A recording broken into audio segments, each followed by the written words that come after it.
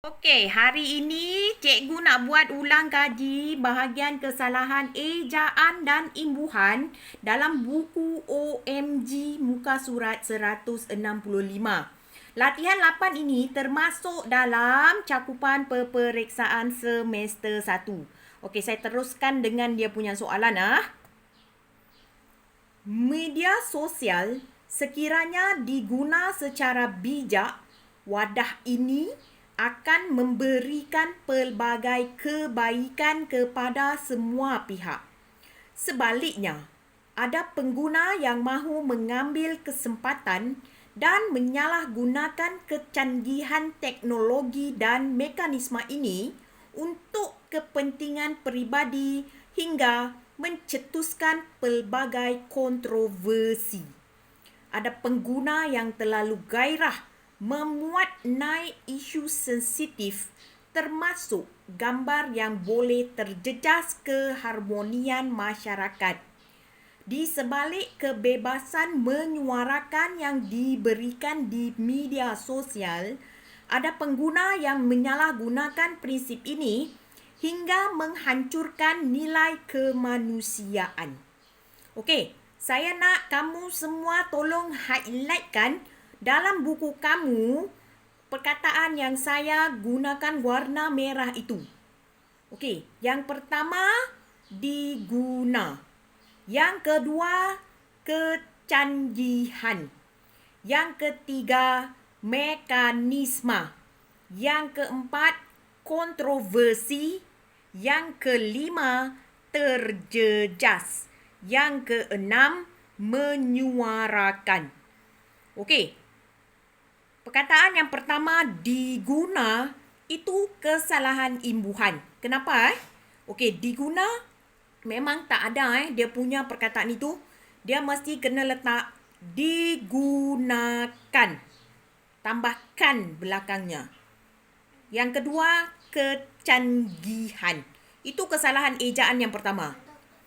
Canggih. Kata dasarnya ejaannya C-A-N-G-G-I-H. Canggih. Jadi, itu sebab itu dia kesalahan ejaan. Ejaan yang betulnya K-I ke C-A-N-G-G-I-H-A-N. Kecanggihan. Double G.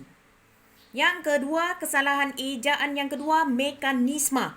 Itu ejaan bahasa Inggeris. Ejaan dalam bahasa Malaysia, M-E-M-E, K-A-N-I-S-M-E. Mekanisme. Okey? Seterusnya, kontroversi. Itu kesalahan ejaan yang ketiga. Ejaan yang betul ialah K-O-N-T-R-O-V-E-R-S-I. Kontroversi. R-nya di situ. Okey, kenapa jadi macam tu? Sebab kita nak sebut laju-laju kan? Kontroversi. R memang takkan ada bunyi. Okey? Adakah orang nak sebut kontroversi? Mana ada orang nak sebut cepat-cepat punya kan? Okey, seterusnya terjejas. Kenapa salah? Itu kesalahan imbuhan yang kedua. Terjejas. Okey. Ayat kalau daripada perkataan terjejas, contoh. Pendapatannya terjejas akibat daripada masalah COVID-19 yang berlaku sekarang. Itu kalau perkataan daripada terjejas ayatnya macam itu. Okey, terjejas tukarkan dia punya jawapan yang betul untuk ayat di situ ialah menjejaskan. Ejaannya M-E-N-J-E-J-A-S-K-A-N kan. Menjejaskan. Okey, seterusnya yang ketiga kesalahan imbuhan menyuarakan.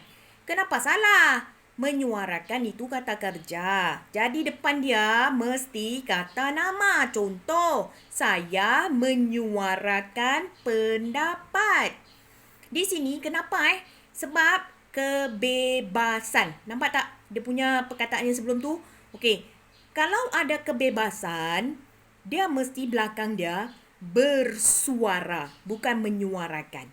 Jadi ejaan yang sebetulnya BER bersuara, bersuara. Okey?